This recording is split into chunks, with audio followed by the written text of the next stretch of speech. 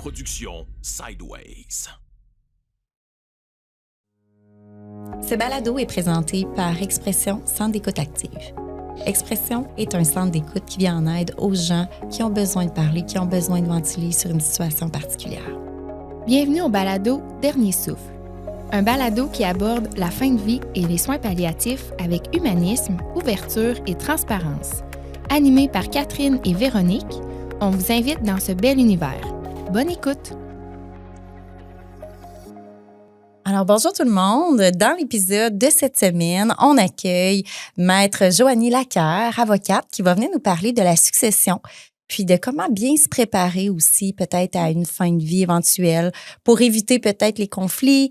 Puis on va répondre aussi à plusieurs questions, Catherine, qui est posée par la population du point de vue légalité au niveau de la succession, puis... Puis du testament, nos volontés en fin de vie pour les funérailles, puis tout ça. Alors, fait qu'on a préparé une belle liste de questions parce qu'on voulait être sûr de couvrir le sujet vraiment en long et en large. Donc, voilà. On va commencer. Joanie, on te laisserait te présenter officiellement pour... bienvenue, premièrement, sur le balado. Merci beaucoup. Ça fait plaisir d'être là. C'est gentil de m'avoir invitée. Donc, petite présentation en débutant. Oui. Donc, c'est Joanie Laquer, avocate. Je pratique depuis maintenant près de 10 ans, surtout en litige civil, droit familial et protection de la jeunesse. Je travaille au bureau des avocats Chabot et associés à Thetford. Et voilà, donc effectivement, je peux être appelée à travailler dans des dossiers de succession, de litige successoral dans le cadre de mon travail. Donc, ça me fait plaisir d'être là aujourd'hui pour pouvoir démystifier certaines choses puis essayer de donner de l'information pour pouvoir enligner les gens qui vont nous écouter. Puis, peut-être en commençant, là, est-ce que ça arrive souvent que les gens doivent contacter des avocats par rapport à tout ce qui est justement testament ou...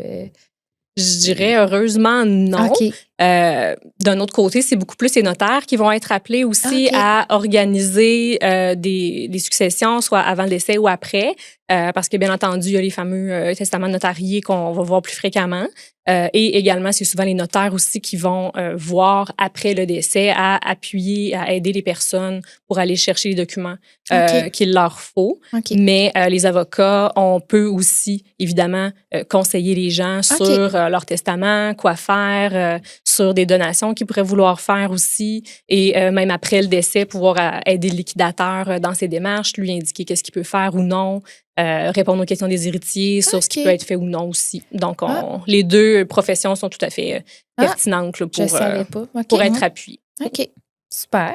Fait que si on commence par la base, les testaments. Pourquoi est-ce que c'est si important de faire un testament, même si on n'a pas beaucoup de biens ou peu de biens? Mm-hmm. L'avantage de faire un testament, c'est qu'on va venir contrôler ce qui va arriver de nos biens après notre décès. Si jamais on n'a pas fait de testament, à ce moment-là, c'est les règles du Code civil qui vont s'appliquer, ce qu'on va appeler la dévolution légale. Donc, il y a déjà des dispositions qui prévoient quel bien va aller à quelle personne et en quelle proportion. Donc, selon les gens qui sont autour de nous, qui sont vivants. Par exemple, si on a seulement des enfants, c'est les enfants qui vont hériter de tous nos biens. Si on a des enfants et un conjoint de qui on est marié ou uni civilement, à ce moment-là, c'est les enfants qui vont avoir le 2/3, puis le conjoint qui va avoir le 1/3. Il y a une belle nouveauté qui s'en vient en juillet 2025 où maintenant, les conjoints de fait qui ont un enfant ensemble vont pouvoir bénéficier aussi du régime de la dévolution légale. Donc, avoir le 1/3. Exactement. Parce que en ce moment, malheureusement, les grands oubliés de ce régime-là, c'est les conjoints de fait sans enfants. Donc, si on n'a pas d'enfant avec cette personne-là, après le 29 juin 2025, on est considéré comme un tiers, comme un voisin. Là. Donc, deux personnes qui vivent ensemble, si on n'a pas fait de testament pour avantager notre conjoint de fait, il peut se retrouver lésé dans cette situation-là. Donc, ça peut être intéressant d'avoir un testament pour ça. Puis, il faut penser aussi que la dévolution légale, c'est l'ensemble de nos biens qui va aller dans les proportions selon qui demeure vivant autour de nous à notre décès, ce qui ne permet pas, par exemple, de dire, moi, j'aimerais ça que ma maison aille à telle personne ou que ma maison aille à mon conjoint, mais je voudrais que ma voiture aille à mes parents. Donc, après ça, quand on a seulement le lot à partager, ça revient aux héritiers ensuite de voir qu'est-ce qu'on fait avec l'ensemble de cette masse-là, plutôt que de pouvoir nous-mêmes choisir cette partie de bien-là ou ce bien-là, je veux le donner à telle personne en particulier. Fait que j'imagine que c'est plus compliqué peut-être pour les héritiers quand il n'y a pas de testament, parce que justement, c'est comme l'ensemble des biens qui doit être divisé aux 2/3 ou 1/3. Puis là, c'est comme, comment qu'on calcule ça, la maison, l'auto? Je pense que ça peut l'être, effectivement, dans la mesure où on a un testament puis que le défunt a déjà choisi à qui revient, quel bien revient à qui. Le liquidateur ne fait qu'appliquer les volontés de la personne plutôt que, comme tu le dis, susciter des discussions entre les héritiers sur qu'est-ce qu'on fait avec les lots, est-ce qu'il faut vendre la maison, parce qu'on peut pas... On ne peut pas nécessairement forcer nos neveux, nos nièces à rester copropriétaires d'une maison. Donc, de dire, la maison, je vais l'envoyer à telle personne, puis la balance de mes biens, je le sépare autrement. Fait que oui, effectivement, il y a ça comme grand avantage. Puis, mais c'est quoi la différence entre un testament notarié, holographe ou devant témoin? Tu sais, on entend souvent parler, il y en a qui vont le faire un testament à la main et tout ça. C'est quoi la différence, les grandes différences, en fait, là, entre les trois formes de testament? En fait, c'est uniquement la forme. Ça va avoir la même valeur si le testament est valide eu égard à sa forme. Donc, tu l'as bien nommé, il y a 3 types de testaments qui sont autorisés au Québec. Donc, le testament notarié, on va chez le notaire nous prépare le document, puis va nous lire le document selon ce qu'on a demandé et il va nous faire signer le document qu'il va lui-même conserver dans ses voûtes, puis qui va apparaître aussi au registre des testaments de la Chambre des notaires. Sinon, il y a le testament devant témoin qui peut être écrit en tout ou en partie à l'ordinateur, mais va devoir quand même être signé par le testateur et des témoins qui vont devoir aussi signer le document. Ça peut être n'importe quel témoin? Des personnes majeures et qui ne reçoivent pas un legs dans le testament parce que ce legs-là ne sera pas valide. Donc, les personnes n'ont pas à savoir le contenu du testament, mais doivent être en mesure d'attester que oui, c'est bien Véronique qui a signé ce document-là, j'ai signé à côté d'elle, puis je confirme que c'était bel et bien ses volontés, c'est ce qu'elle m'a dit. Sinon, l'autre forme, ça se trouve avec le testament holographe qui doit être rédigé entièrement, et c'est très important, de la main de la personne et signé aussi par la personne. Donc, des testaments qui sont, par exemple, dactylographiés, donc à l'ordinateur, imprimés, signés, ne sera pas nécessairement valide. Là. Ou en tout cas, s'il peut l'être, ça va être après un débat juridique assez important. Donc, il faut essayer le plus possible de rester dans les formes qui sont prescrites par la loi. Avantage, inconvénient de ça, c'est que notre testament notarié, le notaire, dans ses fonctions, a à vérifier notre capacité, jusqu'à un certain point, notre compréhension aussi de ce qu'on mentionne. Et il y a une conservation, comme je le disais, qui est très, très sécuritaire de votre testament. Alors que en testament devant témoin ou holographe, il y a peut-être un enjeu au niveau de la conservation. Donc, il faut premièrement s'assurer qu'à notre décès, les gens puissent le trouver, d'une part, qu'il soit en bon état de conservation aussi, donc qu'il n'ait pas péri d'une manière XY. Et également, ce que le liquidateur aurait à faire après le décès avec un testament devant témoin ou holographe, c'est le faire vérifier. Donc, ça implique de devoir prendre ce document-là, de se présenter devant le tribunal. Donc, il faut faire une demande et que le tribunal dise « Oui, parfait, c'est ça, le testament, le dernier, qui est valide. Donc, vous allez partir de ça pour faire la liquidation. » Je comprends l'idée. Parfois, ça peut être mieux d'avoir un testament holographe que pas en avoir. D'un autre côté, ce que je vais souvent recommander aux gens, c'est que dès que votre idée est faite, là, faites-vous un testament holographe. Ça peut être par ailleurs sur un post-it, un testament. Là. Il n'y a pas de forme solennelle prescrite pour autant qu'on l'écrive au complet de notre main, qu'on le signe. Puis par après, prenez un rendez-vous chez le notaire pour avoir un document qui est plus justement sécuritaire puis officiel.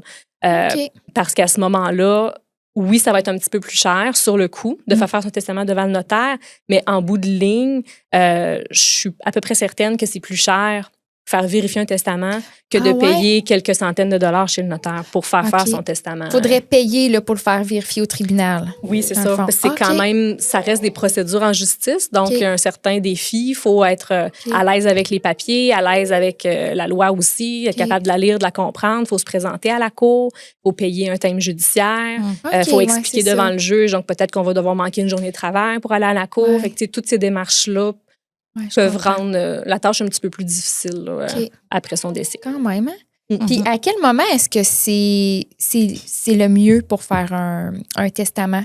Est-ce qu'on le fait quand on a 18 ans, quand on a des enfants, quand on a beaucoup de biens? Je dirais que c'est du moment où la dévolution légale ne nous convient pas.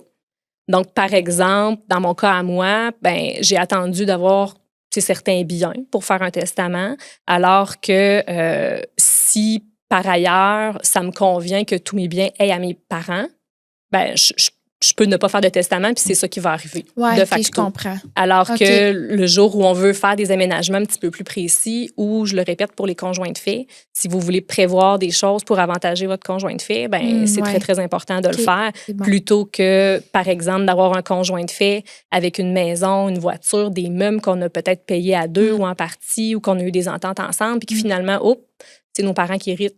Puis le conjoint se retrouve dans une drôle de posture à devoir négocier avec ses beaux-parents.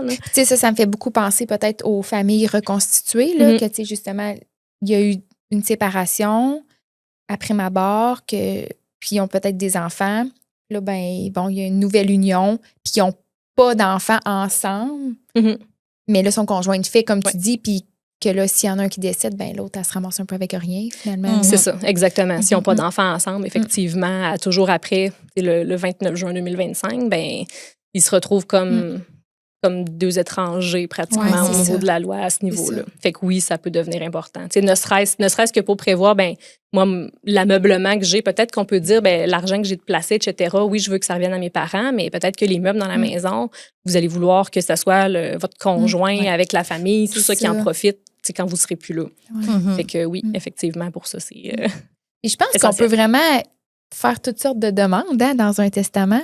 Oui. Tu sais, un peu farfelu, là. Tu sais, ça se peut-tu? Il n'y a pas de limite, vraiment? Pas vraiment. Pour autant que ça soit possible et que ça ne soit pas contraire à la loi. Là. Donc, on ne pourrait pas, par exemple, léguer la maison du voisin. Des trucs évidents. Mais outre ça, oui, si vous voulez décider de dire, moi, je vais donner simplement, je ne sais pas, mon cahier rose à telle personne, vous pouvez l'écrire spécifiquement, puis le liquidateur n'aura pas le choix que de le faire. Là où il y a peut-être un écueil, par contre, c'est que quand on fait un testament, puis particulièrement un testament notarié, on s'entend qu'un testament holographe, on le déchire, on le recommence, c'est moins, ça demande moins d'efforts, mais un testament notarié, on va essayer, dans ce qu'on prévoit, même si ça peut être farfelu, que ça soit périn, c'est-à-dire que ça dure dans le temps ce qu'on a écrit. Donc, si je fais un testament et que j'écris à l'intérieur, moi, je veux que mon Hyundai Elantra aille à ma cousine. Dans 4 ans, si je change de voiture, ma cousine n'aura pas ma prochaine voiture, qui ne sera pas ce véhicule-là en tant que tel. Et qu'il y a une façon de le rédiger pour s'assurer que c'est conforme. C'est ça. Puis, justement, en parlant de pérenniser, tu sais, est-ce qu'il faut renouveler, tu sais, justement, tu disais un petit peu, il y a des situations qui changent dans notre vie. Est-ce qu'il faut remettre à jour, est-ce qu'il faut penser, mais remettre à jour notre testament de façon, pas régulière, parce qu'on s'entend, c'est pas à tous les jours qu'on va faire ça, mais quand il y a des gros événements ou... Idéalement, oui. Toujours à chaque fois que notre situation change et que nos volontés aussi vont changer. Donc, on peut penser, par exemple, dans le cas d'une séparation qui est récente, peut-être qu'il y a certains aménagements qu'on va vouloir faire tout de suite. Je pense particulièrement aussi aux assurances-vie. Lorsque c'est possible de changer de bénéficiaire, c'est des choses qu'on peut penser à faire plus rapidement. Même chose au niveau du testament. Il faut savoir que le testament notarié, on n'est pas nécessairement obligé de refaire un testament au complet. On peut aussi faire ce qu'on appelle un codicile, qui va être en fait juste une modification à un testament. Et c'est, entre autres, moins cher de procéder comme ça que de refaire le testament au complet s'il y a juste une partie qu'on voudrait changer, mais que le reste, c'est encore bon. Ou refaire le testament de A à Z. Puis, tu sais, aussi, ben, moi, quand j'ai fait mon testament, je me souviens que le notaire, il nous pose plein de questions. Là, s'il arrive telle affaire, qu'est-ce que tu veux? Par exemple, mettons, tu décèdes, puis ton conjoint décède, bon, qui a la garde des enfants? Là, mettons, on nomme une personne. Bon, si cette personne-là décède aussi, ça va quand même loin. Les réflexions. Oui, c'est ça. On prévoit quand même plusieurs scénarios. J'imagine aussi que c'est un peu pour éviter de toujours refaire exact. Puis c'est le surtout. testament. C'est ça, oui. Puis aussi que tant qu'à faire un testament, ben, autant que ça reflète qu'est-ce que vous voulez vraiment. Ouais, c'est sûr que oui, c'est malaisant, un peu comme conversation, confrontant aussi, mais c'est nécessaire parce que il faut le prévoir. Tant qu'à être là puis le prévoir dans un document, ben s'il arrive un pépin, ben c'est ça. Faut être capable de planifier le reste. Là. Ouais. Puis c'est quoi la différence entre un testament et une procuration? Généralement, les gens vont faire les deux, ou j'allais dire les trois en même temps. Donc, un testament qui est vraiment pour indiquer qu'est-ce qui va se passer avec mes actifs, mon passif, une fois que je décède. Ensuite de ça, la procuration, souvent, ça va être joint à ce qu'on appelait avant un mandat en prévision d'inaptitude. Aujourd'hui, ça s'appelle un mandat de protection, qui est essentiellement la même chose, mais ça va être un document qui va prévoir, ben si jamais je ne suis plus en mesure de m'occuper de mes choses, ou même si je suis en mesure de le faire, mais que je veux déléguer ce pouvoir-là à quelqu'un, ben, on peut faire une procuration qui peut avoir des pouvoirs très étendus ou moins étendus. Puis ce document-là peut, par exemple, permettre à mon enfant, parce que moi, j'ai 80 ans puis j'ai plus envie de gérer mes comptes, ben, de prévoir que mon enfant va avoir le pouvoir de payer mes comptes pour moi, de faire des placements pour moi, ce genre de choses-là. Puis, comme je le mentionnais, souvent, ça va être joint à un mandat de protection, qui est le document qui va prévoir pas seulement un pouvoir de me représenter comme une procuration, mais vraiment, si je ne suis plus capable de m'occuper de mes choses, je nomme. Apte, dans le fond, là. Exact. Donc, au niveau de l'aptitude, évidemment, il faut que le tribunal déclare que la personne n'est plus apte. Puis, il y a aussi des formulaires à remplir auprès de travailleurs sociaux et tout, là, avec l'hôpital. Mais au moment où la personne est en inaptitude, donc n'est plus capable de s'occuper de ses biens ou d'elle-même, ben, là, on peut faire homologuer ce document-là qui va donner des pouvoirs à la personne de nous représenter là, légalement. Puis quand on parle de homologuer, ça veut dire le faire comme approuver au tribunal. C'est ça ou le faire... Oui. Il va devenir en vigueur. Oui, c'est ça. Okay. Parce que notre procuration pourrait être en vigueur. Par exemple, si moi, je veux mettre à la Caisse populaire, à Desjardins, que ça va être telle personne qui est autorisée à signer des chèques pour moi, avec ça, c'est une procuration. Avec ça peut être en vigueur quand même, mais ça ne veut pas dire que je suis inapte.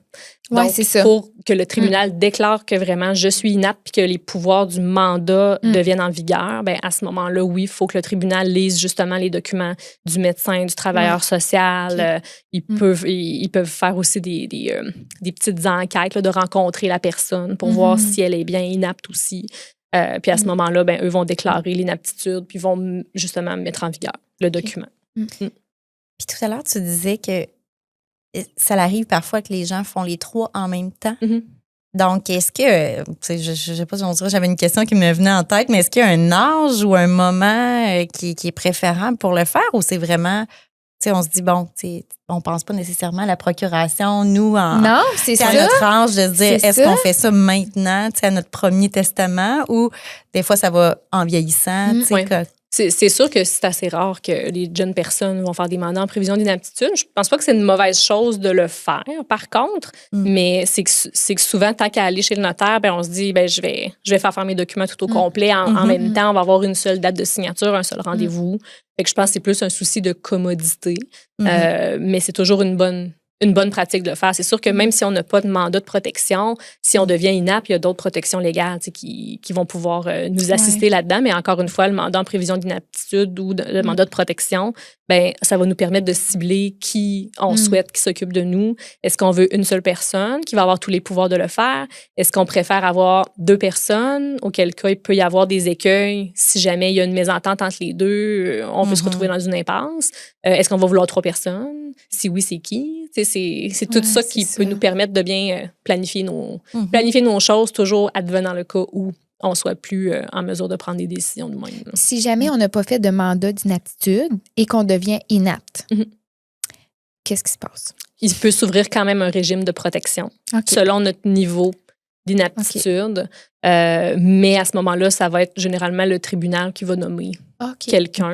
Puis souvent, malheureusement, avec les délais, il y a une personne de la famille qui va finir par un peu prendre les choses en main de concert, parce que tout ça n'a pas toujours besoin d'être fait officiellement quand tout le monde est d'accord aussi. Là. Fait que, la plupart des familles, ce qu'on va voir, c'est que soit ils se rendent pas nécessairement aux évaluations à temps, puis ils arrivent à reprendre le relais tout le monde ensemble. Puis quand il y a une belle transparence et communication, que les gens sont de bonne foi, généralement, ça va bien. OK. Puis quand un testament... C'est à partir de quand qu'un testament est considéré comme invalide ou problématique, mettons, aux yeux de la loi? Oui. Il y a plusieurs situations. En fait, j'ai parlé tout à l'heure par exemple, un legs qui serait fait à un témoin qui signe notre testament ne sera pas valide. Fait qu'il peut y avoir des problèmes avec le contenu, mais avec le testament au complet en tant que tel, c'est uniquement au moment du décès qu'on va pouvoir faire valoir notre point de vue par rapport à ça. Les plus grands motifs, je vous dirais, c'est l'aptitude de la personne. Donc, par exemple, quelqu'un qui est atteint de démence puis qui va signer un testament, que ce soit chez le notaire ou ailleurs, pourrait finalement ne pas avoir été apte au moment de la signature, au moment de la décision qu'il a prise. Évidemment, ça va être une question de preuve, mais ça, c'est un des motifs classiques, je vous dirais. Puis le deuxième motif classique qu'on va retrouver, ça va être ce qu'on appelle de la captation. Donc, c'est une question de vice de consentement.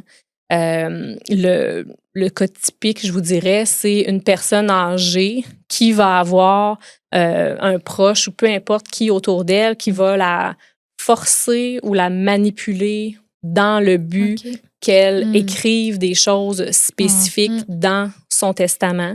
À ce moment-là, encore une fois, c'est une question de preuve, mais si on est en mesure de démontrer que la réelle volonté de la personne a été manipulée, détournée, le tribunal pourrait annuler ce testament-là. Fait, tu sais, est-ce que ça se pourrait, mettons, qu'une personne fasse un testament chez le notaire, puis qu'après ça, mettons, je sais pas moi, 10, 20 ans plus tard, elle se fait un peu manipuler, puis elle fait un testament holographe ou devant témoin. Là, dans le fond, ça serait le plus récent, le plus récent testament qui vaudrait. On peut modifier un testament dans toutes ses formes quand on veut, en fait, pour autant qu'on soit apte. Donc, on peut faire un testament notarié, puis par testament holographe, tout annuler. Ce qu'il y a dans le testament, on n'a pas besoin de reprendre nécessairement la même forme par la suite. Là, encore une fois, ça va être une question de preuve puis de conservation. Fait que premièrement, faut le trouver, le fameux testament holographe dans les papiers. C'est pas tout le monde qui est très ordonné. Fait que c'est sûr que quand on se retrouve avec une personne qui a une belle pochette où c'est écrit mes assurances vie sont à tel endroit, voici les montants, voici les bénéficiaires, voici mes comptes, où ils sont, c'est quoi les montants à peu près qu'il y a dedans, voici une copie de mon testament, allez voir tel notaire. Ça, c'est ce qu'on souhaite tout le monde.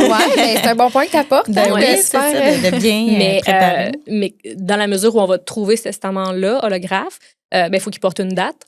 Parce que ça peut arriver, les gens qui oublient de mettre une date. Ça ne va pas nécessairement invalider le testament holographe s'il n'y a pas de date. Par contre, bonne chance pour démontrer qu'il a été écrit avant ou après l'autre. Pour le voir, c'est lequel qui est le bon. Là.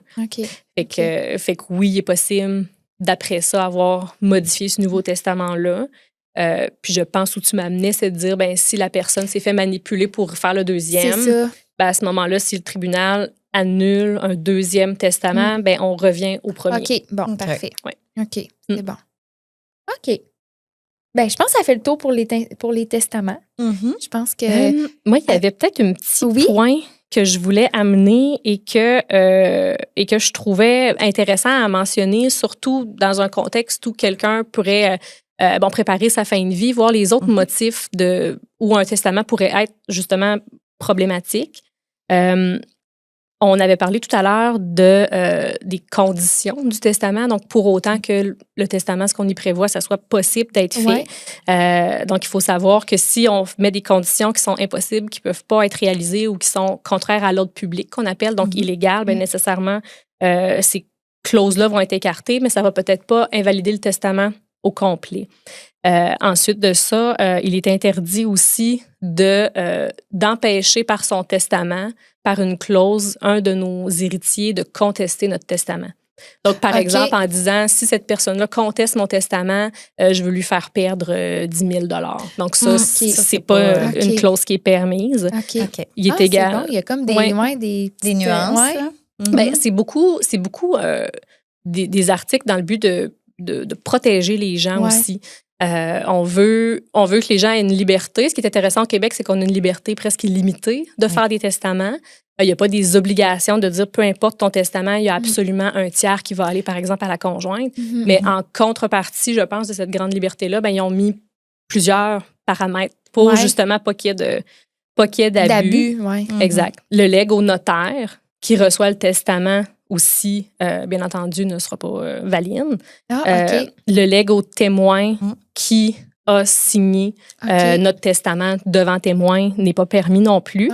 Et l'autre point que je trouvais pertinent d'aborder, c'est le legs fait au propriétaire, à l'administrateur, à l'exploitant, au responsable ou au salarié d'un établissement, d'un autre lieu d'hébergement ou d'une résidence au sens des lois relatives sur la santé et les services sociaux, ou à la personne qui exerce des activités rémunérées ou non et sans effet, s'il a été fait à l'époque où le testateur y était soigné ou il recevait des services, à moins que le légataire ne soit aussi le conjoint ou un proche parent du testateur. Donc ça, c'est quelque chose qui est assez peu connu, mais si la personne reçoit des soins, par exemple, dans un hôpital, puis se retrouve à faire un legs important à l'infirmier ou à la personne qui en prend soin, ben, de base, ce legs-là va être considéré comme étant invalide. Il pourrait être confirmé par d'autres moyens, mais c'est quand même un rappel important si quelqu'un a sincèrement l'intention d'avantager le propriétaire de la résidence où il était hébergé et tout, ça serait très important de consulter un avocat pour vous assurer de bien faire les choses, puis d'avoir peut-être une certaine transparence aussi auprès de vos proches pour pas qu'on vienne vous opposer immédiatement à cette clause-là.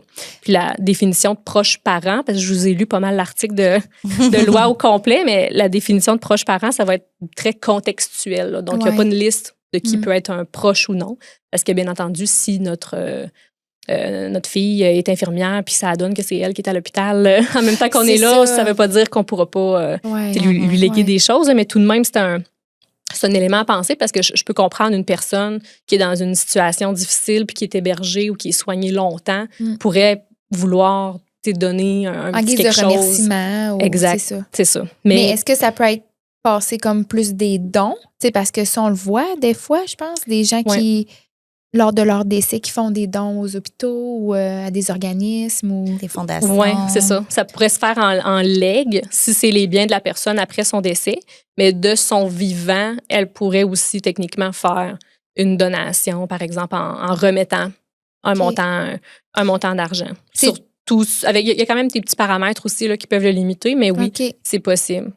C'est mieux de le faire de son vivant, dans le fond? Ou? Pas nécessairement. Non. Ça va dépendre vraiment de ce que la personne souhaite. C'est pas tout le monde aussi qui veut être, comment je pourrais dire, s'afficher, de le donner, que ce soit elle-même qui le fasse, de voir ça plus comme un remerciement posthume. Je pense que ça va être très personnel, mais très important, je pense, de consulter un avocat à ce moment-là pour être sûr de bien faire les choses, puis pas qu'on se fasse opposer par la suite. Tu n'aurais peut-être pas dû, par exemple, faire un legs de cette nature-là à ta résidence pour X, Y, Z raison. Fait que ça serait dans les petits twists où je vous dirais prenez-vous un rendez-vous avec un avocat pour être sûr que ce que vous voulez faire, que c'est possible, qu'on trouve une stratégie pour le faire, puis qu'après ça, il n'y aura pas de problème. Tu sais, je pense que ça nous amène un petit peu aux volontés de fin de vie. De fin de vie, nos volontés, dans le fond, après décès. Là. Tu sais, on peut, dans le fond, écrire qu'est-ce qu'on veut pour nos funérailles. Ça, est-ce qu'on écrit ça dans un document officiel? Comment ça qu'on peut l'écrire? Oui. Dans un document officiel. Par exemple, qu'on ne veut pas de funérailles. On peut le voir. Il y a certains testaments où on va voir des clauses vraiment assez précises par rapport à ce que les gens veulent. Je pense que c'est de plus en plus rare pour les testaments récents, en tout cas de ceux que moi j'ai lus. Mais ça peut être fait, dans un testament, dans un document à part. Encore une fois, pour autant que nos proches savent qu'est-ce qu'on souhaitait. Donc, si on a manifesté, si on a rédigé, qu'on a porté à la connaissance de nos héritiers ou nos successimes, qu'est-ce qu'on souhaite, ils vont devoir respecter ce souhait-là. Donc, quand je mentionne successible, mais c'est que souvent, au moment où on doit organiser les funérailles, il n'y aura pas nécessairement tout de suite la lecture du testament de fait, etc. Est-ce qu'il y en a un premièrement? Fait que c'est souvent les personnes qui sont appelées à hériter qui vont s'occuper de facto, par défaut, je voudrais dire, des funérailles. Donc, ces personnes-là, au moment où ils savent qu'est-ce que le défunt souhaitait, elles doivent le respecter. Okay. D'un autre côté, la loi n'a pas vraiment prévu de pénalité ou de conséquences si on ne le fait pas. Fait que c'est un peu comme une obligation morale, je dirais. OK. Parce qu'effectivement, tu sais, des fois, il y a des familles... Ben, la personne qui va décéder dit, bon, moi, je veux pas avoir de funérailles, etc., etc. Mais souvent, on sait que les rites funéraires ou le recueillement par la suite, ça fait tellement du bien aux personnes qui restent. Oui. Ça va aider dans le processus de deuil. Donc, tu sais, c'est ça, je me posais la question à savoir si, oui, tu sais, on veut toujours bien faire, puis vraiment honorer un peu ce que la personne veut, mais au final, c'est ceux qui restent qui sont peut-être pénalisés dans tout ça. Ouais. Donc, c'est pour ça que je me demandais s'il y en a encore aujourd'hui qui mettaient ça dans leur testament pour être certains. Là, que... Ça arrive, mais tu sais, encore une fois, ils n'auront pas le contrôle sur, sur ce qui va se faire par la suite. Fait que, mais je pense que c'est des choses qui peuvent être discutées aussi. Ouais. Si la personne ne veut pas de funérailles ou veut absolument pas telle sorte de rite, ben, du vivant, il y a moyen de demander peut-être pourquoi. Puis est-ce que tu comprends que, mettons, moi, comme enfant, je trouverais ça important qu'on le fasse ou au contraire, toi, tu veux absolument être exposé, puis moi, je veux absolument pas vivre ça. C'est des discussions qui peuvent se faire malgré le malaise que ça peut comprendre, mais c'est des discussions qui peuvent se faire, oui. Puis justement, au niveau de la facture des funérailles, là, si quelqu'un, là, si la famille décide justement de faire le gros buffet puis la grosse affaire, là, est-ce que c'est prévu que c'est la personne qui est décédée qui paye ça? Comment ça marche? Oui, c'est la succession qui doit assumer les frais funéraires. Les seules exceptions à ça, c'est quand la personne a elle-même déjà payé ses préarrangements. Donc, techniquement, le gros morceau est déjà payé par la personne avant qu'elle décède. Sinon, ben, souvent, ça va être les proches, un peu comme je disais tout à l'heure, les gens qui devraient hériter, qui sont plus proches de la personne, qui vont s'occuper des funérailles. Mais même si ce n'est pas les héritiers par la suite, la succession devrait leur rembourser le montant que ça a coûté. Il pourrait y avoir des exceptions à ça si, par exemple, une autre personne qui n'est pas finalement héritier se serait engagée personnellement à payer elle-même les funérailles, ben après ça, pourrait difficilement revenir à dire ben non, finalement, je vais être remboursée par la succession. Mais outre ça, c'est la succession qui s'en occupe. Ce qu'il faut savoir aussi, puis j'étais allée les revérifier, là, c'est que il y a certaines lois qui vont prévoir aussi le versement de sommes d'argent dans le cas d'un décès. Là, je pense notamment aux rentes, la loi sur les accidents du travail, maladies professionnelles, la loi sur l'indemnisation des victimes d'actes criminels, puis il y a aussi la loi sur l'assurance automobile qui peuvent prévoir des montants d'argent si les circonstances s'y prêtent là, pour les funérailles. Fait que c'est un peu de penser à faire appel aussi à ces services-là Par exemple, lorsqu'on y a droit. Par exemple, s'il y a un décès dans un accident d'auto, c'est ce que je comprends. C'est pas des lois que je connais dans le fin détail, mais je voulais quand même me faire une liste de situations où il peut y avoir des montants prévus légalement dans certaines circonstances. Fait que dans le doute, consulter un avocat ou aller voir peut-être les personnes qui vous rendent déjà des services. Là, par exemple, pour les victimes d'actes criminels, ben, allez voir les CAVAC pour vous informer sur c'est quoi les indemnités que vous pourriez aller chercher parce que ça peut aider justement à assumer ces frais-là qui doivent être... évidemment engagé assez d'urgence. Là, donc, fait que de connaître ces ressources-là pour avoir le réflexe d'y penser. Puis tu disais là, que, dans le fond, il y a moyen de payer comme à l'avance nos funérailles. Fait que j'imagine que ça, on fait comme déjà affaire avec une maison funéraire qu'on choisit de notre vivant. Puis peut-être qu'avec eux, d'emblée, on décide, dans le fond, ce qu'on veut. Oui, comme c'est ça. Je pense que Mme Gamache en avait peut-être parlé un petit peu des préarrangements. J'ai comme oublié ce qu'elle nous avait dit. Mais oui, en général, les gens vont... C'est un peu comme un forfait, je pense, là, qui vont aller chercher qu'est-ce qu'ils souhaitent avoir. Il y a un montant qui est établi, puis il doit y avoir des conditions. Ça ne doit pas être égal partout, là, mais je pense que du moment où on paye nos préarrangements, ben c'est ça qui est payé, c'est ça qui est prévu. Puis même si on décède plus tard, il n'est pas censé y avoir de changement de prix, mais c'est de s'informer auprès du service funéraire avec qui on a fait affaire. Puis encore une fois, de grâce, d'essayer de garder ces documents-là à quelque part pour que quand la personne décède, mais si on a pris la peine de faire nos préarrangements, il faut que nos héritiers de notre famille sachent Soient au courant. où faire affaire. C'est ça. C'est un bon point. Ouais. Puis, justement, quels sont les documents les plus utiles à préparer pour une fin de vie anticipée? On a parlé justement du testament, procuration. Donc, si jamais on veut déléguer des aspects de notre gestion ou pouvoir donner des autorisations à quelqu'un d'agir pour nous. Puis le mandat de protection, qui est un classique aussi qu'on a regardé ensemble. Ensuite de ça, le reste, ça va être beaucoup, je pense, en discussion avec la famille. Là, fait que d'informer les gens de qu'est-ce qu'on souhaite si on prévoit une fin de vie pour qu'il n'y ait pas de surprise ou que le tout se déroule quand même rondement. Puis, tu sais, pour les gens qui sont en soins palliatifs, tu sais, qui savent qu'il y a un décès qui arrive, là, tu sais, bientôt, à court terme ou moyen terme, tu sais, c'est possible de comme faire une distribution des biens avant le décès, dans le fond. Oui. Ça, est-ce qu'on peut faire ça un peu comme on veut ou il faut que ce soit encadré, il faut que ce soit un petit Oui. Il va y avoir des conditions à ça. Encore une fois, on a une grande liberté, mais d'un autre côté, la loi va prévoir certaines limites à ce qu'on a le droit de faire, notamment par rapport aux donations. Ce qu'il faut savoir, c'est que la donation d'un immeuble, automatiquement, ça doit se faire par acte notarié. Sinon, c'est pas valide. Et la donation d'un bien meuble, normalement, pourrait se faire par acte notarié aussi, mais sauf s'il y a ce qu'on appelle un dessaisissement. Donc, si moi, je veux prendre mon verre puis que je veux te le donner, je le prends, je te le donne, je le mets en ta possession, puis après ça va être considéré comme étant donné. Fait que pour autant qu'on y pense que la personne puisse aller chercher, par exemple, le bien tout de suite ou pour une somme d'argent, mais qu'on lui remette immédiatement avant notre décès, parce que par la suite, ça pourra plus être possible. Là. Fait que tout ce qui est immeuble, il faut que ce soit devant un notaire. Oui. Mais qu'est-ce qui est, par exemple, je sais pas moi, des autos de luxe ou... je sais pas, j'ai pas d'autres idées, là, mais tu sais, des biens qui peuvent être quand même peut-être dispendieux. Ou, Fait que ça, même chose, il faut qu'il y ait une remise de possession à la personne. Donc, l'intention de donner, par exemple, une voiture de luxe, elle ne sera pas suffisante pour qu'il y ait le don. Il faut qu'on ait remis les clés, que la personne ait pu aller chercher la voiture, idéalement qu'elle ait ramené, dans le meilleur des scénarios, qu'elle ait vraiment ramené chez eux pour que ça soit vraiment actuel. Là. Puis, tu sais, j'imagine que dans certains cas, ça peut causer beaucoup de conflits aussi au sein de la famille, si ça l'arrive.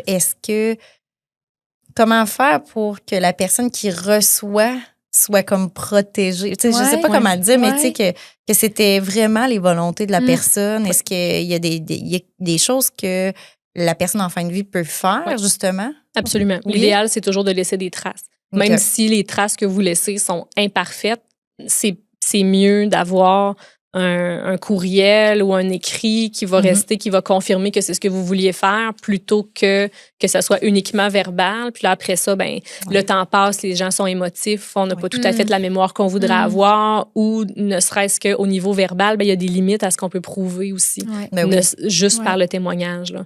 Donc, c'est pas, encore une fois, c'est pas obligé d'être nécessairement très, très formel là, pour un bien meuble, un petit document qui va expliquer ce que vous souhaitez, qui peut être signé par les deux, de dire, je te donne vraiment cet objet-là, ou pour votre information, j'ai fait un don de 10 000 $ à ma fille parce que ça me tentait. En gros, pas de raison nécessairement à donner, mais les raisons peuvent être utiles si jamais il y a des conflits familiaux, mais que ça puisse être discuté justement en fin de vie, si vous l'estimez pertinent. Si vous ne voulez pas en parler, d'avoir un écrit qui pourrait rester puis pouvoir être localisé aussi par les personnes qui restent pour pas qu'il y ait d'enjeu à cause de ça. Sinon, l'autre point un petit peu plus particulier avec les donations, c'est que les donations qu'on va appeler à cause de mort sont pas valides. Il faut que ça soit fait dans un testament avec les formes qu'on a parlé tout à l'heure. Mais de faire un don qui est conditionnel à notre décès, sauf si c'est fait dans un contrat de mariage ou un testament, c'est pas valide. Comme quoi, par exemple? Ben, par exemple, justement, en disant à quelqu'un, je Quand vais je te vais être payer, mort. je vais te payer 10 000 quand je vais être décédé. OK. Si c'est pas fait OK. dans un testament, OK, je dans une comprends. forme qui le permet, OK. ça pourra pas être OK, être je effectif par la suite.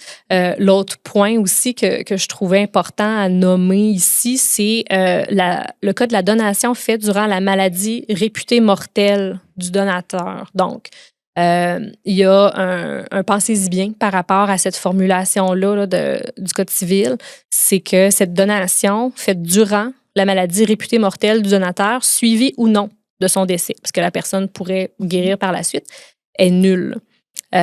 Sauf si on a des circonstances qui aideraient à la valider. Donc, encore une fois, on veut protéger les gens de faire des dons qu'ils pourraient regretter alors qu'ils sont vulnérables, mais ils pourraient par la suite le confirmer ou le valider autrement. Puis ça va être un critère subjectif et non objectif. C'est que la personne n'a pas nécessairement besoin d'avoir un très grand diagnostic qui définitivement va amener la mort pour qu'on tombe dans l'application de cette exception-là. Faut qu'elle, elle croit que sa mort est imminente, même si, comme je vous le disais par après, elle pourrait guérir. Donc, encore une fois, avant, si on est dans ce cas-là d'une maladie qui va être mortelle, ce qui peut être courant en soins palliatifs, c'est de penser, encore une fois, à consulter un avocat, lui expliquer votre situation, ce que vous voulez faire, puis ça va être quoi la meilleure façon, la plus sécuritaire de procéder. Parce que, justement, c'est pour éviter une situation où quelqu'un est certain qu'il va décéder, puis ça va pas du tout, t'es à l'hôpital, puis dans un élan désespéré, va se mettre à donner des choses à ses proches, puis là, finalement, il guérit, puis là, j'aimerais bien avoir un petit peu de REER en sortant, puis c'est pour éviter des situations comme ça quand on est très vulnérable, puis qu'on fait pas toujours les bons choix. Ouais, c'est sûr que des fois, c'est pas toujours les choix les plus éclairés. Là. Quand on pense que la mort s'en vient, c'est plus impulsif peut-être. Là. Exact. Puis il y a aussi un enjeu d'aptitude par rapport à ça. Donc, quelqu'un qui est en phase terminale, qui a beaucoup de médication, est-ce qu'elle était vraiment apte à faire un don? Parce qu'on a parlé de l'aptitude pour les testaments, mais c'est la même chose pour tous les contrats, en fait. Donc, si on a donné ou qu'on a vendu un bien, est-ce que c'était vraiment... libre et éclairé, comme on dit. Là. Donc, c'est ça. Encore une fois, consulter un avocat, c'est la meilleure chose à faire. Là. OK. Puis, j'imagine que ça doit arriver des chicanes de famille dans des contextes de décès. Qu'est-ce qu'on peut faire si on s'aperçoit que les volontés de la personne ne sont pas respectées? Avant le décès, c'est sûr que c'est beaucoup une question de communication. Puis c'est beaucoup une question de communication, de transparence puis de perception, je dirais. Parce que ce qu'on croit être la volonté de la personne, c'est une chose. Ce qui est vraiment la volonté de la personne, c'en est une autre aussi. Puis ces deux choses-là peuvent être en ligne comme elles peuvent ne pas l'être. L'avantage et le désavantage avec la très grande liberté de tester qu'on a. Donc, par exemple, moi, je pourrais décider que je veux tout donner à l'organisme Expression à mon décès à 100%. Puis là, ma famille va dire, mon Dieu, mais qu'est-ce qui s'est passé? On comprend pas. Si j'avais expliqué ce que j'allais faire, peut-être que ça aurait mieux passé ou ça aurait été moins une surprise ou on aurait moins eu l'impression que j'aurais pu me faire manipuler ou faire un mauvais choix. Alors que d'un autre côté, les gens peuvent faire ce qu'ils veulent dans leur testament, puis on n'a pas de compte à rendre à personne. Puis ça, c'est un élément important aussi qui est à se rappeler, c'est que peu importe les conflits de notre famille, peu importe qui pourrait être froissé ou non par après, quand on fait un testament, il y a nous et que nous qui décident qu'est-ce qu'il y écrit. On peut, si on veut, prendre des conseils, en parler avec sa famille, etc., mais quand on est devant le notaire puis qu'on signe, quand on est devant notre feuille et qu'on signe, on devrait être 100% à l'aise avec ce qui est mentionné là-dedans. Puis si nous, ça nous tente de finalement dire, sais-tu quoi, ma sœur m'a toujours tannée, puis je vais tout léguer à l'autre, on peut le faire. Oui, c'est ça. Mais en étant conscient des répercussions que ça peut créer par la suite. C'est ça. Fait que oui, on a la liberté complète, mais d'un autre côté, qu'est-ce qu'on veut? Est-ce qu'on veut que les gens soient au courant, puis quitte à ce que ça crée de la chicane pendant qu'on est là? Oui, c'est une possibilité, mais dans la mesure où les gens s'expriment, qui sont capables de le faire, qui mettent leurs attentes clairement, qu'il n'y a pas de cachette, souvent, c'est là où on va voir plus des problèmes. C'est quand les gens avaient une croyance que la volonté d'un tel, c'était vraiment ça, puis finalement, c'est pas ça, puis qui ont peut-être manqué une info. Ou quand on leur a caché qu'il y a des choses qui ont été faites en catimini, donc là, ils vont avoir un sentiment peut-être de trahison. C'est là où souvent, il y a des problèmes plus gros qui font boule de neige. Là. Puis aussi, ce qu'on va voir dans les dossiers de succession, puis c'est parfaitement compréhensible, là, c'est qu'il y a aussi tout l'historique un peu de la famille qui va venir teinter ce qui s'est passé. Parce que quelqu'un peut écrire ABC dans son testament, mais la personne, ça va lui faire penser à 20 ans, il s'est passé tel événement. Puis, fait que, des fois, il y a une charge importante que les gens portent. Une charge émotive. C'est ça, exact. Fait que, quand nous, on quitte, ben il faut prévoir qu'il y a peut-être des enjeux qui peuvent survenir par la suite. Mais encore une fois, c'est un choix très personnel, puis ça va souvent être beaucoup lié à la personnalité aussi de la personne qui le fait son testament. Il y en a qui sont parfaitement à l'aise, puis je juge pas ça du tout, là, qui sont parfaitement à l'aise de dire, ben moi, ils auront la surprise quand ils liront.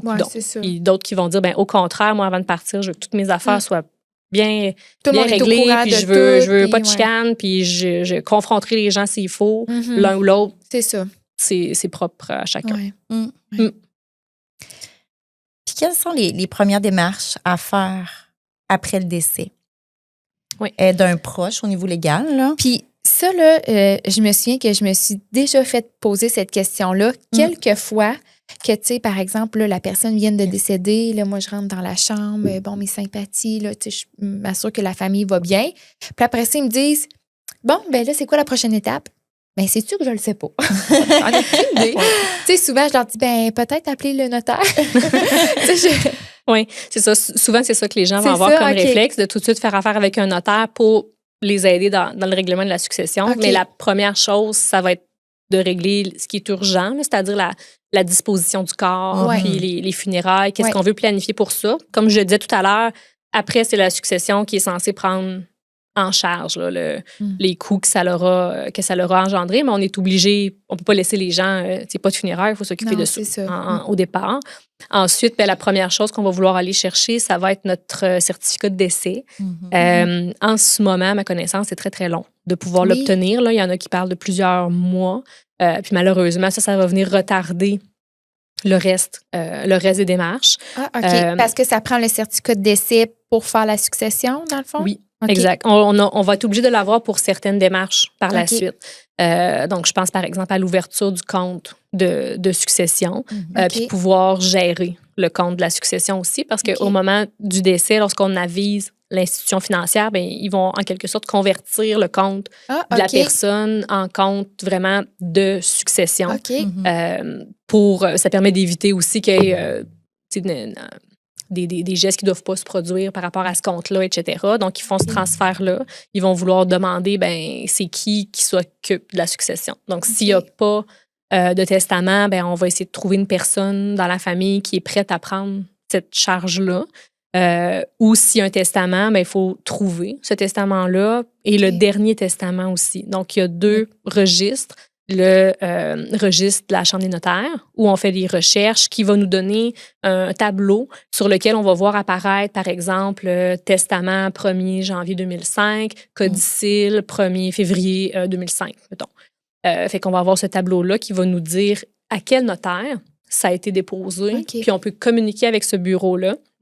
Il n'y a pas de crainte à y avoir si jamais le notaire est parti à la retraite ou est décédé, peu importe. Les registres, les minutes qu'on appelle des notaires vont toujours être transférés à une autre personne. Puis c'est assez facile, c'est ça, à retracer par la suite.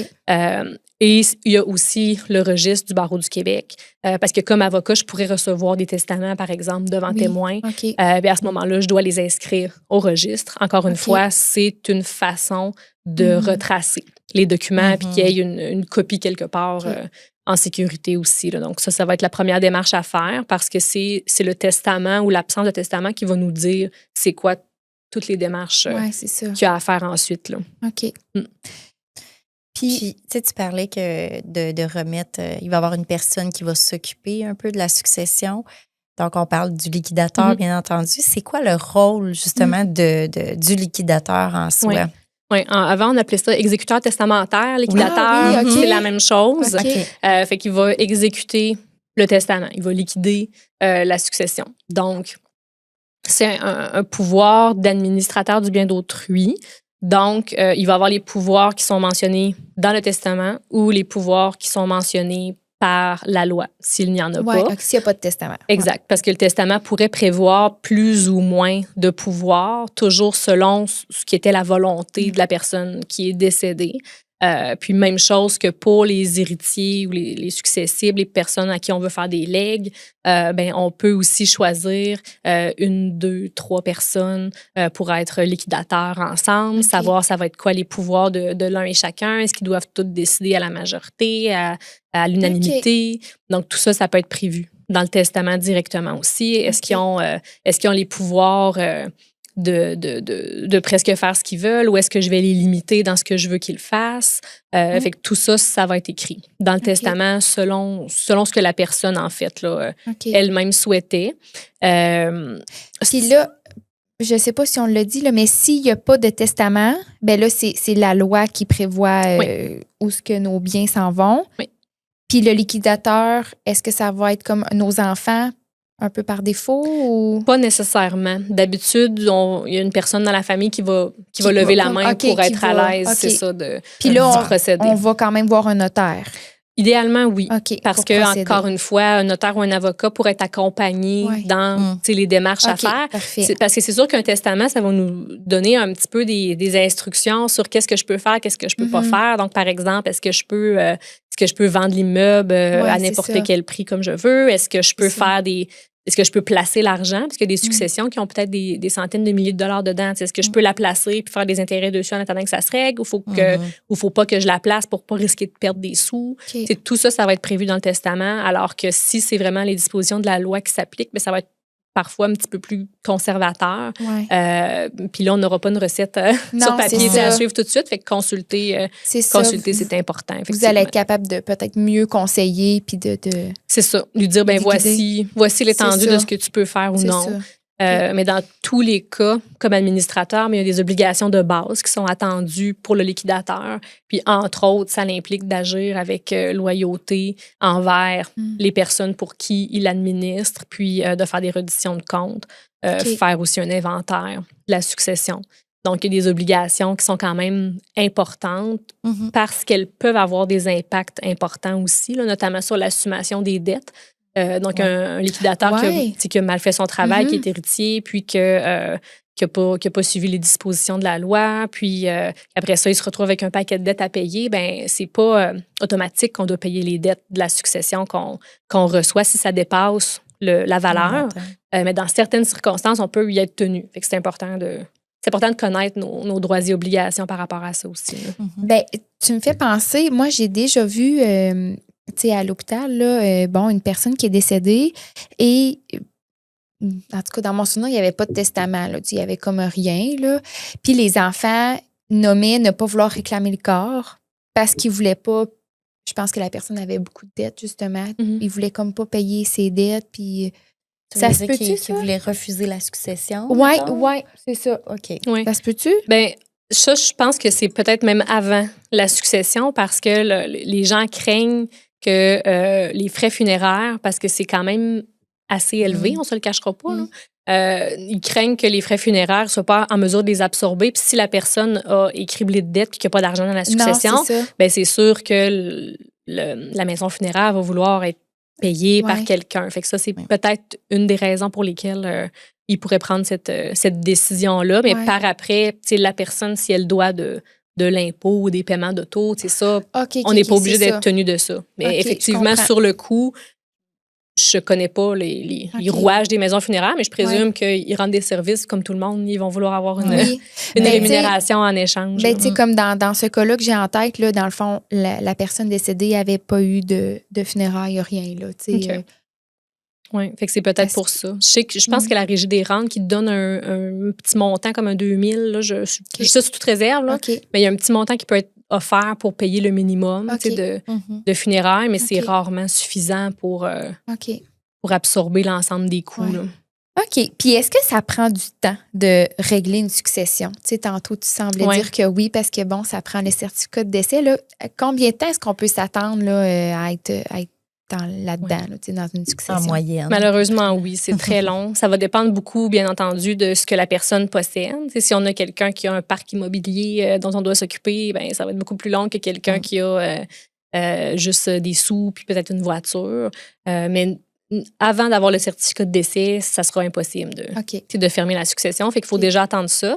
Ensuite, il faut faire un impôt aussi dans l'année où la personne est décédée. Donc, faire affaire avec un comptable pour qu'on ait la dernière déclaration de revenus de la personne.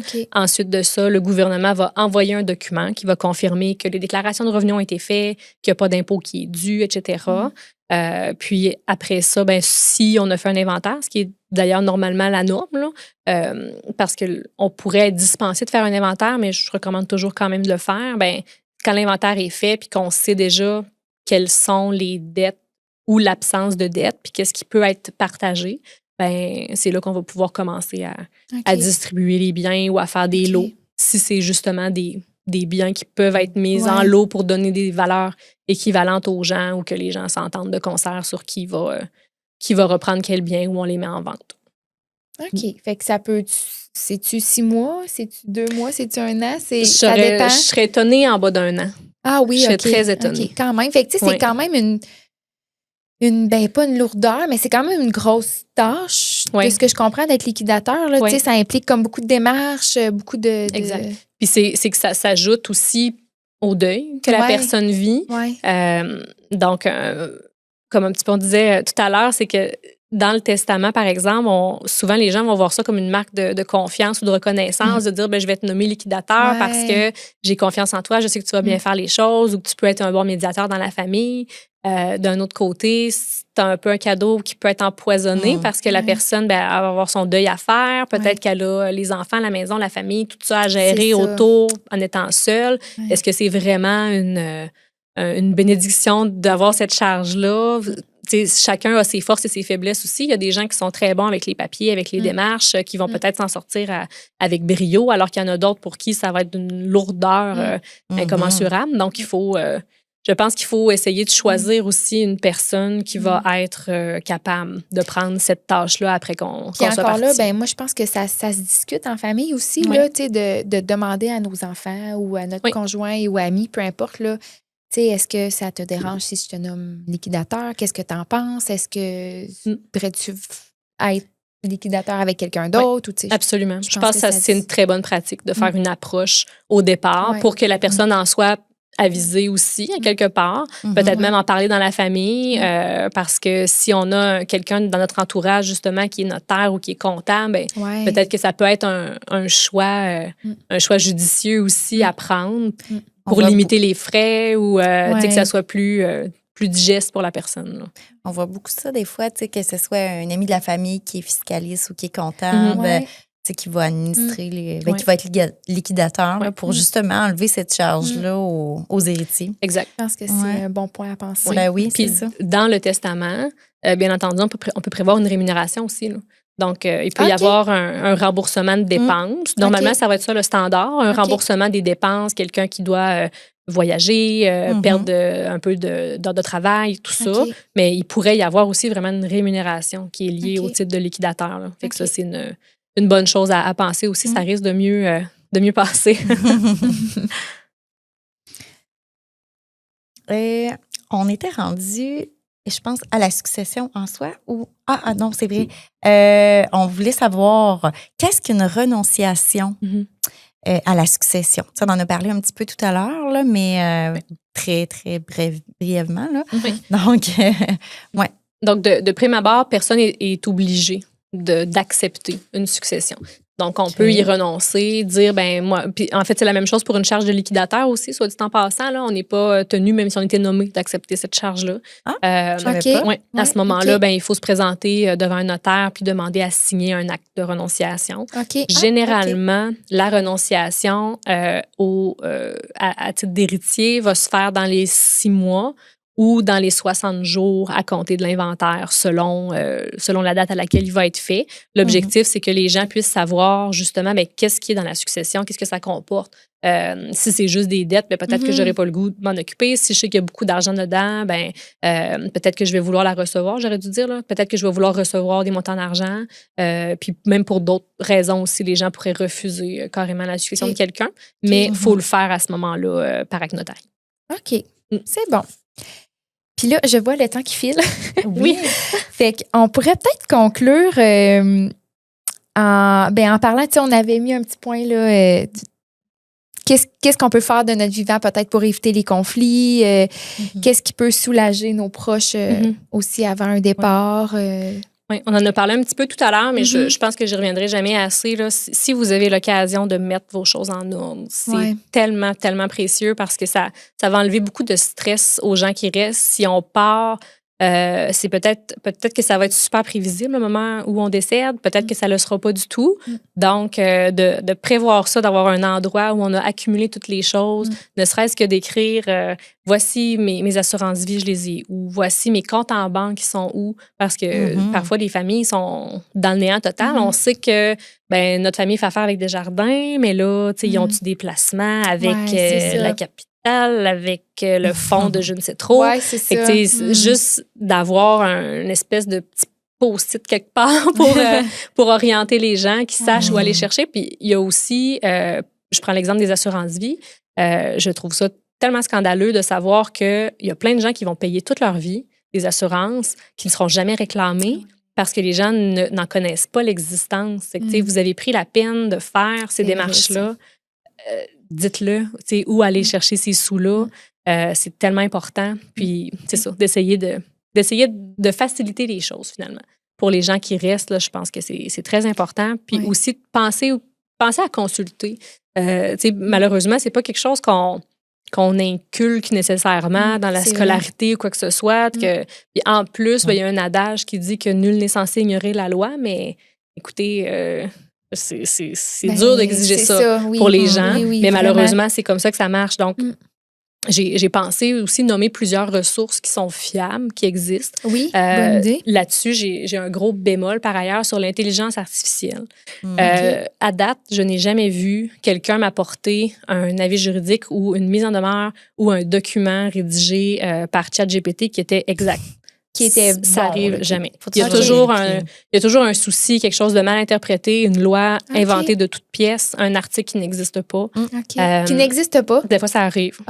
Ou ils ont pris ça dans le droit français ou je sais pas. Mais ça vaut la peine. Il y a tellement de ressources, même gratuites, qui existent et qui sont fiables, gouvernementales, etc. Fait que j'aimerais ça vous diriger là-dessus. Bonne idée. Puis on pourrait les écrire aussi dans la description. Là, on écrit. Il y a Éducalois, qui est un classique. C'est hyper bien vulgarisé, qu'il y a plusieurs références à plein de domaines de droit aussi qui se trouvent.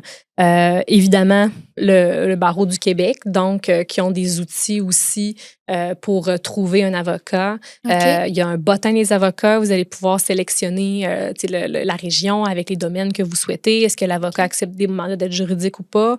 Et que ça va vous permettre de bien vous diriger. Puis le barreau ont aussi des petits outils déjà tout faits pour, par exemple, bien se préparer à une rencontre avec un avocat. Ça peut être vous diriger vers des modèles aussi de procédures, puis même les barreaux de section, parce que le grand barreau, mais il y a aussi des régions du Québec qui sont des barreaux de section, qui ont un bâtonnier qui va pouvoir aussi vous diriger si jamais vous avez besoin. Fait qu'hésitez pas à les appeler. Le barreau, c'est là pour la protection du public. Fait qu'autant vous en servir pleinement.